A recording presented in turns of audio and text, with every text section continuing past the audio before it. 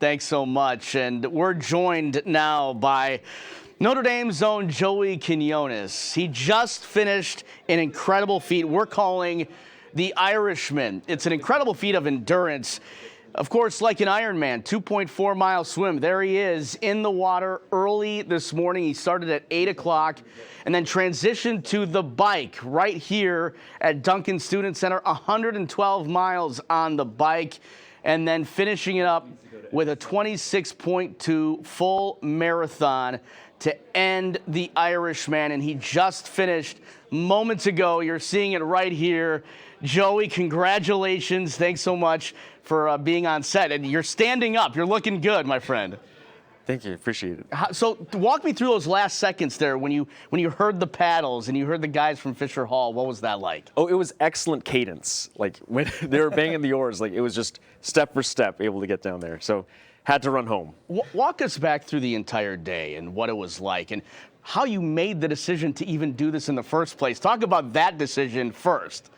Yeah, so last ND day, I found that I cared more than I thought I ought to about like how Fisher was doing and all of that. And like just what was going through my head is how can I sell out for my hall? Like how can I sell out for these guys to make sure that they're getting the experience that they deserve? So that's where I came up with this. All right, so walk me through the training process.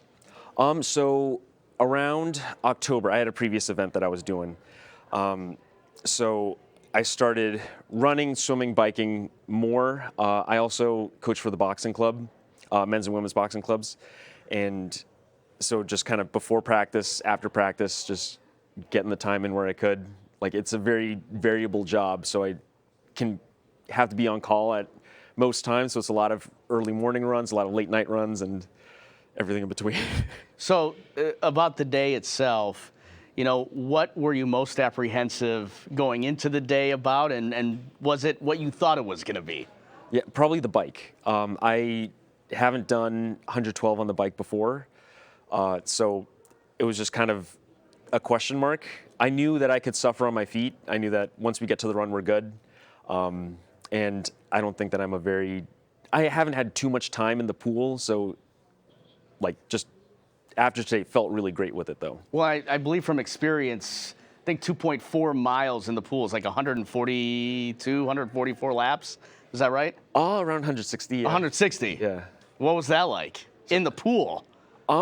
It honestly, like, it was faster than I've ever done it before. And I just kind of kept going, didn't look at what lap I was on, checked my watch. I couldn't really tell if it was like 3,300 or 3,800. So when the 3 in the thousands place turned to a 4, I was just like, oh, thank God that he didn't have 500 more yards to go.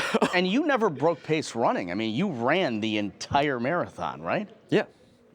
Well, I know I can suffer on my feet. So just one step at a time. You know, what did it mean to you to be the first to finish this and have your guys right there at the finish line? What did it mean to you? Well, I think that, for the past 2 years of being a rector, I want them to know how much I care for them. And one of my talents is endurance. And I don't think there's necessarily a way to show I care in that capacity, like other than something like this. So I hope they know how much of that care is for them. Well, if they didn't know before, they especially know now. Talk us through your Notre Dame, experience from being a student here up until now. How has your view of Notre Dame changed, and how has today's feat changed that, if it has any? Yeah, so I would say that it's a process of kind of peeling back the curtain of development, like going from being formed in the hall to now forming people in the hall. And I would say, like, if I'm not being formed at the same time I'm forming my guys, then I'm doing it wrong. So, like, now as a rector, the amount of people that have, like, told me this is something that I think is a possibility for me too, is just expanding their possibilities for themselves, that, like, some people just lack the creativity to think of a better world for themselves.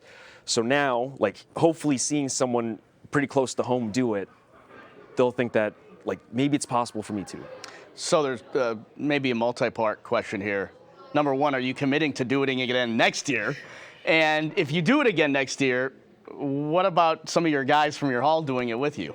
Well, the one thing that I have that they don't is kind of time. I don't take classes here, so like I don't have tests. I don't have deadlines that they have. I have deadlines, but I don't have the same kind of deadlines that they have. So I know like coaching it will be pretty difficult, but I mean, so if they want to, I'm not going to say no. Wait, so you're saying yes to doing it again next year? Is that right? We'll see what happens next year. All right. I'm not going to commit you just yet. You just finished, so congratulations. There's something in the works. That's right. Congratulations again. The Irishman, the one and only Joey Quinones here on Notre Dame Day. Let's send it down to Sam Kaufman now.